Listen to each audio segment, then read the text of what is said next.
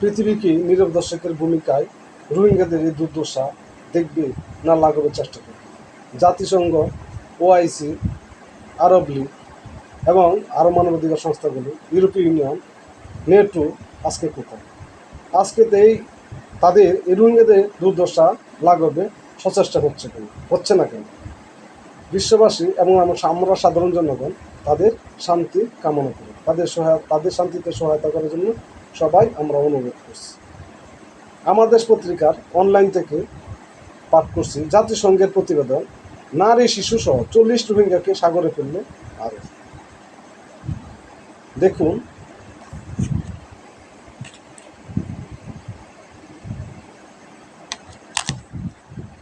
নারী শিশু সহ কমপক্ষে 40 জন রোহিঙ্গা শরণার্থীকে দিল্লিতে আটক করে মিয়ানমার সীমানার কাছাকাছি সমুদ্রে ফেলে দিয়েছে ভারতীয় নৌবাহিনী। বৃহস্পতিবার জাতিসংঘের মানবাধিকার বিষয়ক হাই কমিশনারের দপ্তর এক বিবৃতিতে এ তথ্য জানায়। জাতিসংঘ জানায়, রোহিঙ্গা শরণার্থীদের পরিবারের সদস্য এবং তাদের আইনজীবীর বরাতে বলা হয়েছে, ভারতীয় কর্তৃপক্ষ গত সপ্তাহে বেশ কয়েকজন রোহিঙ্গা শরণার্থী একটি নৌবাহিনীর জাহাজ থেকে মিয়ানমারের উপকূলে সমুদ্রে ফেলে দেয়। তাদেরকে কেবল জীবন রক্ষাকারী লাইফ জ্যাকেট দিয়ে। শুক্রবার 5 জন রোহিঙ্গা শরণার্থী অ্যাসোসিয়েট প্রেসকে এপি জানান, তাদের পরিবারের সদস্যরা 6 মে ভারতীয় কর্তৃপক্ষের হাতে আটককৃতদের মধ্যে 15 জন খ্রিস্টানও ছিল।